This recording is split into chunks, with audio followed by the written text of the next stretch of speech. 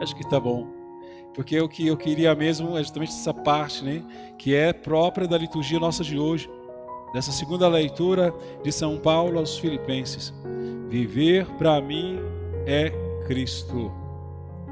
Essa parte é, eu acredito, a mais forte, que precisamos entender isso também, como São Paulo entendeu muito bem, a partir do momento que ele caiu do cavalo.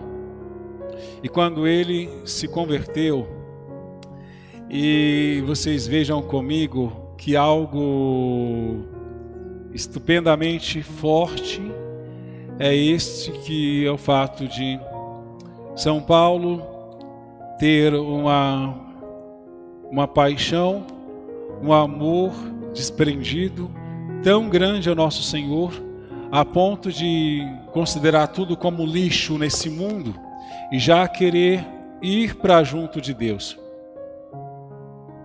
Mas existem essas duas paixões dentro de São Paulo. Esta de querer ser já realidade de céu, mas ao mesmo tempo perceber que aqueles que ouviam, aqueles que estavam com ele, ainda precisassem de sua palavra, precisasse do seu testemunho, precisasse que ele anunciasse. Por isso eu acredito que São Paulo, ele sentia uma coisa ardente no seu peito, no seu coração, muito forte, a ponto de ele mesmo não gostar de navegar, ele enfrentou os mares e por diversas vezes com o mar agitado naufragou, mas mesmo assim não se desencorajou de levar a boa nova, não teve medo de forma alguma. Se ele era rejeitado no lugar, ele corria para outro. Se ele era chicoteado no lugar, expulso e quase que morto, mesmo assim ele não deixava de anunciar, porque ele sabia o que estava fazendo. Assim como o atleta treina e sabe exatamente o que ele quer, que é chegar em primeiro lugar, claro, que é ser competitivo, São Paulo foi dessa forma. Ele foi um convertido que viveu, de fato, a sua fé de forma extremada. Ele foi impactado com o Senhor, a ponto de ele também impactar diversas pessoas. Comunidades e grupos enormes seguiam também São Paulo. Então, este viver para mim é Cristo de São Paulo deve ser forte também para cada um de nós, cristãos católicos. Isso deve ser forte dentro de nós. Tão forte como quando São João Paulo II vai dizer em uma das suas pregações que nós precisamos sempre pregar a verdade e defender a fé, mesmo que nós voltemos a ser 12, mesmo que a Igreja de Cristo volte a ser 12. Veja que é palavra profética, só que às vezes, nem sempre, às vezes nós queremos viver assim, às vezes nós fugimos, muitas vezes, da cruz, da dor, da renúncia, dos sofrimentos. E nós precisamos ter esse encontro pessoal com o nosso Senhor. E digo isso também a partir da leitura, dessa primeira leitura que vocês ouviram aí, em que nos fala, né, Isaías, nos fala de forma clara, nós precisamos encontrar, ou seja, ir ao encontro de Cristo enquanto ele pode ser achado. Ele coloca o encontro do Senhor enquanto pode ser achado. E quantas pessoas ficam protelando isso, ficam postergando esse encontro com o Senhor, talvez por medo, por achar que quando fizer um encontro pessoal com o Senhor, morrerá, ou se tornará bitolado, ou talvez prisioneiro, não sei. Há pessoas que até hoje têm medo de Cristo, nosso Senhor. Então, mas só que nós temos que ter isso como uma verdade de fé para nós, algo que é a mais acertada possibilidade, que é que um dia mais cedo ou mais tarde todos nós havemos de estar de frente com o Senhor.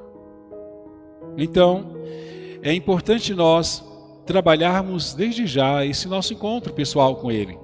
De fato, a esposa não poderá fazer para o esposo esse encontro. O esposo não poderá fazer esse encontro pessoal pela esposa.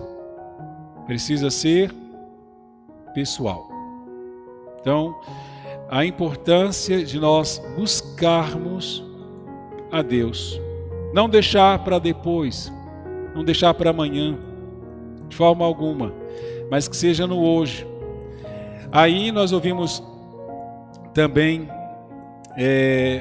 no Salmo Esponsorial, o Senhor sempre está perto daquele que o invoca. Então todos aqueles que o invocam, o Senhor está próximo, Ele está perto. E por que nós não invocamos? Ou por que nós invocamos quando nós estamos em apuros? Quando parece que a gente está vendo a avó pela greta, né? Já viu aquela expressão? Ver a avó pela greta.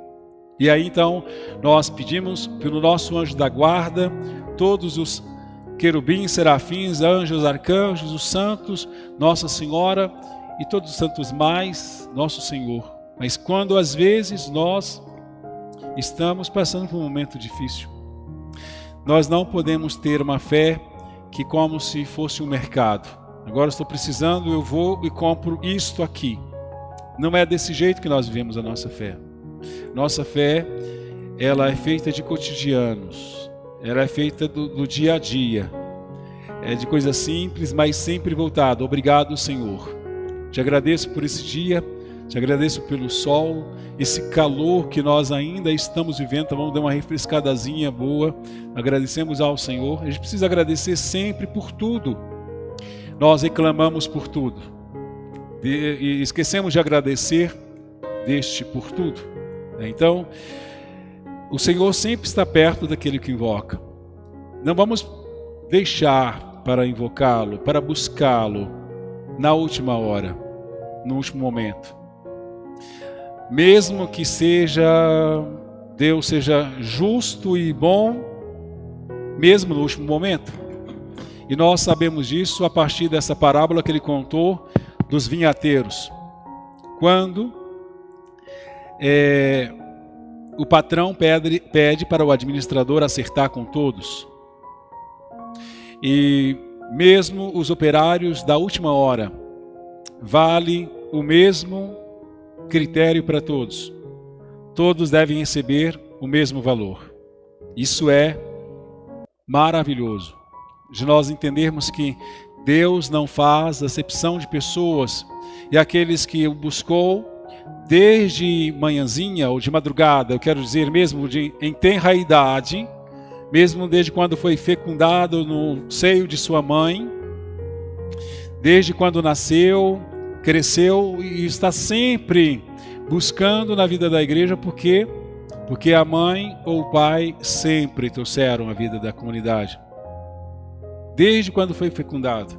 Então esses talvez sejam os trabalhadores de madrugada.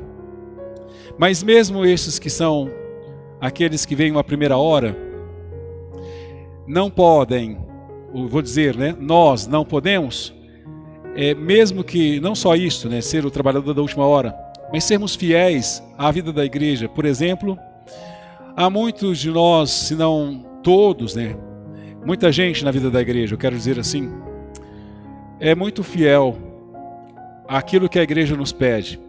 Por exemplo, os mandamentos da lei de Deus, vivem bem? Parabéns. Aqueles mandamentos da igreja, vivem bem? Que ótimo. Não faz nada mais, nada menos do que a própria obrigação. Isso é todos nós. Quando nós trazemos nosso filho à igreja, à catequese, e recebe todos os sacramentos, está sempre presente, se acontecer alguma coisa adversa, Nós não jamais podemos dizer: Senhor, mas eu estive sempre o tempo todo junto contigo e tu deixastes acontecer isso com meu filho. Já escutei isso muitas vezes. Há outros que vão dizer, né? Eu sou fiel com o meu dízimo, ajudo na pastoral, no movimento, nisso, naquilo outro, então eu tenho que ter privilégio na igreja. E ninguém tem que ter privilégio de nada e por nada e para nada. Porque nós não fazemos nada mais, nada menos do que a nossa obrigação. Eu, como padre, não importa quantas missas eu tenho celebrado hoje, o que eu tenho feito, mas eu tenho um horário marcado com vocês. 19 horas é hora da Santa Missa para muitos que quiseram vir agora, escolher esse horário. E, portanto, ao falar com vocês, eu não posso estar com aquela cara amarrada ou com aquela cara como se tivesse chupado limão o dia inteiro, entendeu? Aquela cara ruim, de forma alguma. Eu preciso estar bem para celebrar para vocês e não importa o que eu passei. Então é isso que nós temos que entender, né? E faço isso com prazer e faço com, de fato, com muita vontade, porque eu procuro exercer bem essa missão que o Senhor me deu. Mas eu não faço nada mais, nada menos do que aquilo que é me colocado. Eu não sou melhor do que nenhum padre, do que nenhum bispo, e não sou menor que o Papa, porque celebrei o que celebrei hoje. E às vezes celebrou apenas uma vez, né? Isso não importa. O importante é fazer sempre a vontade de Deus. Há alguns outros que vão pensar: mas eu já estou há tanto tempo a vida da igreja, eu já fiz tanto, agora eu posso até afastar. Eu não quero fazer mais isso ou aquilo outro, então já cumpri a minha missão. Mas talvez não, porque a nossa missão começa lá no útero materno e só termina no seio da terra, no útero da terra. Só lá, quando nós fechamos os nossos olhos, então a missão se dá por encerrada. Mas caso contrário, nós jamais podemos fraquejar na fé ou deixar de seguir Jesus, nosso Senhor, e não só segui-lo, né? Mas proclamá-lo, anunciar e trabalhar para esse reino de Deus. Então, nós somos chamados não pura e simplesmente sermos meros ouvintes. Tem muita gente na igreja que estão caducando na vida da igreja, desculpa a expressão, né? Caindo os dentes de tanto participa da igreja. Mas a hora que fala assim: olha, eu preciso de você para isso, aquilo outro, eu não dou conta. Mas como é que não dá conta? Claro que por nós mesmos a gente não dá conta. Nem o padre é digno de tal mistério que é celebrado. Mas é Cristo que nos chama, e se Ele nos chama, Ele também nos capacita. É exemplo daquele homem lá. E ele é bom, vocês mesmos veem. Tá bom que ninguém questionou, a não ser aqueles que trabalharam a primeira hora. Mas nós merecemos mais, porque trabalhamos de sol a sol. Mas isso era obrigação deles. Foram para trabalhar na vinha e só querem ficar na sombra? Como é que é? E chegar no final do dia ainda quer receber o salário? Não. Tem que colocar a mão nas obras, a mão à obra, tem que trabalhar. Claro. Como no nosso caso, né? Todos nós somos chamados a esse momento de colocar as nossas mãos às obras. E aí, há alguns de vocês que devem estar pensando assim: deixa eu aposentar primeiro, padre, depois eu vou. Ou quando eu ficar mais velho, com meu cabelinho grisalho, né? Se restar cabelo. No meu caso, não sei se vai restar muito cabelo não, porque vai ser uma calvície daquelas. Não tem problema, né? Mas deixa eu ficar com meus cabelos brancos primeiro, depois eu vou. Tudo bem. Só espero que vá mesmo e que você tenha oportunidade, porque às vezes nós não somos os senhores nem do tempo e nem da história. É Deus que é. Deus que é o Senhor do tempo e da história. E pode ser que amanhã eu caia duro e cadê este amanhã para fazer alguma coisa para o Senhor? Vocês estão sabendo de um acidente terrível que teve na 365, né? Todo mundo está sabendo desta. Foi nessa madrugada. Se aqueles irmãos que faleceram estivessem esperando para fazer alguma coisa e servir o Senhor, no hoje, por exemplo, nesse exato momento, ontem, uma hora dessa, todos estavam vivos. E hoje, infelizmente, são 12 óbitos. Uma van que colidiu de frente com o caminhão e não sobrou ninguém, parece, para contar a história. Então eu fico sempre muito pensando nisso. Eu não quero colocar medo em vocês e nem aterrorizar, mas eu gosto de colocar a realidade. Muita gente fica deixando para frente, né, protelando a coisa, né? Deixa que eu vou servir. No ano que vem, tal. Igual aquele negócio do casamento, né? Deixa que eu vou casar no ano que vem. Ano que vem eu caso. Quem disse que você vai estar vivo para casar no ano que vem? Se você está enrolando a filha dos outros ou o filho dos outros, então para de enrolar. Outra coisa, né? E tem os casais que também casaram, mas fizeram o planejamento de tudo e inclusive planeja até o filho. Vamos comprar a casa, o carro, vamos comprar um cachorro, vamos comprar um punhado de coisa, mas depois vamos pensar no filho. Se Deus não te der o filho, eu acho que você vai ficar bem triste. Porque às vezes, quando pôde ter, você ficou naquela coisa lá, não vou ter, vou esperar, vou isso, aquilo outro. A gente fica muito com os nossos cálculos. E esses cálculos humanos pode ser que dê errado. Porque sempre o que prevalece é a vontade de Deus. Não é a nossa vontade. É importante nós termos sempre isso claro. Se nós não temos isso assim de forma bem transparente, corre o risco de a gente sofrer. Mas eu peço muito bem a vocês que participam aqui comigo e participam também pelos nossos meios de comunicação, né? Gil falou nossos canais de comunicação hoje à tarde. Então, eu só espero que quando acontecer alguma coisa lá na frente e você falar, mas Senhor, eu não tive tempo ainda de servir o Senhor ou fazer o que eu queria fazer. Só espero que não seja tarde demais e não culpe o Senhor por causa disto. Não culpe ao Senhor porque não foi mais serviçal na vida da igreja, servindo a Cristo na vida dos irmãos e irmãs. Que Nossa Senhora, aqui sobre o título de Salete, né? Nossa Senhora de La Salete, interceda a Deus por cada um de nós e ela possa ao mesmo tempo, clamar a Deus pelos nossos pecados muitas vezes de omissão. Ela tem essa face voltada para baixo, como vocês estão vendo aqui, até que a mão está distante, né? Algumas imagens de Nossa Senhora de La Salete pode estar com o rosto ou com o corpo, né, levantado, mas eu já vi uma outra imagem que ela está de fato, literalmente, com as mãos cobrindo os olhos. E reza a tradição em volta da imagem de Nossa Senhora, que ela cobriu os olhos